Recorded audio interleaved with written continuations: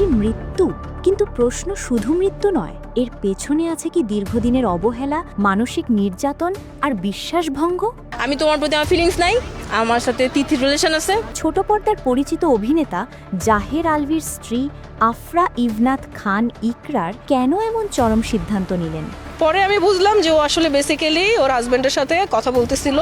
ফাঁস হওয়া মেসেঞ্জার চ্যাটে কি লেখা ছিল? কেন শেষ মুহূর্তে স্বামী স্ত্রীর কথোপকথন প্রকাশ্যে এলো? আর সহ অভিনেত্রীর সঙ্গে সম্পর্কের অভিযোগ, এসব কতটা সত্য? এই স্টেটমেন্টটা পুলিশকেও দিয়েছে ওর অ্যাসিস্ট্যান্ট অর্ক। এই ভিডিওতে আমরা দেখব কি ঘটেছিল, কেন ঘটেছিল, আর কিভাবে ধীরে ধীরে পরিস্থিতি এই পর্যায়ে পৌঁছালো। ছোট পর্দার পরিচিত অভিনেতা জাহের আলভির স্ত্রী আফরা ইভনাথ খান ইকরার আকস্মিক আত্মহত্যার ঘটনায় বিনোদন জগতে শোক ও রহস্যের ছায়া নেমে এসেছে। গত শনিবার ২৮ ফেব্রুয়ারি দুপুরে মিরপুর DOHS এলাকার একটি বাসায় এই মর্মান্তিক ঘটনা ঘটে। ইকরার মৃত্যুর পর তার ঘনিষ্ঠ বন্ধু নুসরাত জাহান তৃষার ফাঁস করা দীর্ঘ মেসেঞ্জার চ্যাট এবং সামাজিক মাধ্যমের পোস্ট থেকে বেরিয়ে এসেছে এক অবহেলিত স্ত্রীর আর্তনাদ, যেখানে সরাসরি অভিযোগ উঠেছে আলভির সঙ্গে এক সহ অভিনেত্রী তিথির পরকীয়া এবং দীর্ঘ ১৫ বছরের দাম্পত্য জীবনের চরম অবহেলার। মৃত্যুর মাত্র কয়েক ঘন্টা আগে সামাজিক যোগাযোগ মাধ্যমে স্বামী স্ত্রীর মধ্যকার মানসিক দূরত্ব জনসমক্ষে আসে। গত শুক্রবার রাত ৩:১৩ আলভি তার ফেসবুকে এক স্ট্যাটাসে লেখেন, ভুল করলে মাফ মেলে, কিন্তু মুক্তি মেলে না। স্বামীর সেই পোস্টের নিচেই পাল্টা মন্তব্যে ইকরা লেখেন, অভিনন্দন, ভুল স্বীকার করতে পারলা, আমিন, আমার আমিকে মুক্তি করে দিলাম, আবার কাঁদছ কেন? এর কয়েক ঘন্টা পর শুক্রবার সকালে ইকরা নিজের একটি হাস্যোজ্জ্বল ছবি পোস্ট করে ইংরেজিতে লেখেন, কেউ একজনের পুরো জীবন ধ্বংস করে দিয়ে নিজের একটি দিন নষ্ট হওয়ার জন্য কাঁদছে।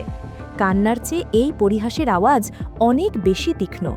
নুসরাত জাহান তৃষার শেয়ার করা ইকরার ব্যক্তিগত চ্যাটে দেখা যায়, আলভির সঙ্গে অভিনেত্রী তিথির সম্পর্ক নিয়ে ইকরা নিদারুণ যন্ত্রণায় ছিলেন।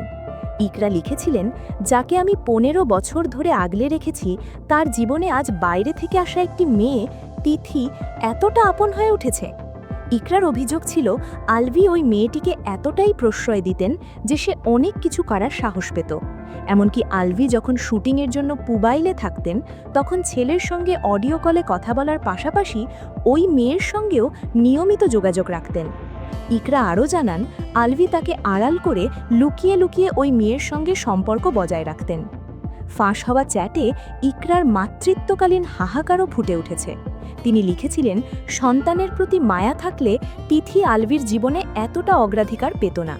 শুধুমাত্র সন্তানের ভবিষ্যতের কথা ভেবেই তিনি আলভির পাশে থাকতে চেয়েছিলেন, কিন্তু সেখানে তার নিজের কোনো সত্যিকারের চাওয়া পূরণ হচ্ছিল না।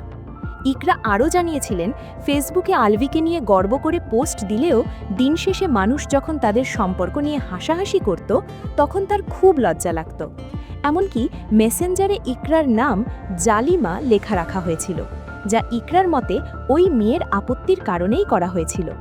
২০১০ সালে ভালোবেসে পালিয়ে ঘর বাঁধা এই দম্পতির সংসারে রিজিক নামে একটি পুত্র সন্তান রয়েছে। চ্যাটে ইকরা লিখেছিলেন, আমি ওর জীবনে বাধা এটাও মনে হয়। সবাইকে বলে বিয়ে না করতে, সে সুখী না, কারণ ভালোবাসার মানুষকে কোনোদিন পাবে না আমার জন্য। নিজেকে অপ্রয়োজনীয় মনে করা ইকরা আরও লিখেছিলেন যে আলভি তাকে ছেড়ে দেওয়ার সিদ্ধান্ত নেবে না, এর কোনো নিশ্চয়তা তিনি পাচ্ছিলেন না। ইকরার বন্ধু তৃষার দাবি, ইকরা মোটেও আত্মহত্যার মতো মেয়ে ছিলেন না, বরং ২০২২ থেকে ২০২৬ সাল পর্যন্ত তাকে তিলে তিলে ট্রিগার করা হয়েছে এবং এই চরম পথ বেছে নিতে বাধ্য করা হয়েছে। ঘটনার সময় জাহের আলভি দেখা হলো নেপালে শিরোনামের একটি নাটকের শুটিংয়ের জন্য নেপালে অবস্থান করছিলেন। ইকরার মৃত্যুর খবর জানাজানি হওয়ার পর ছবি অঙ্গনের তারকারা শোক প্রকাশ করেছেন এবং ঘটনার সুষ্ঠু তদন্ত দাবি করেছেন।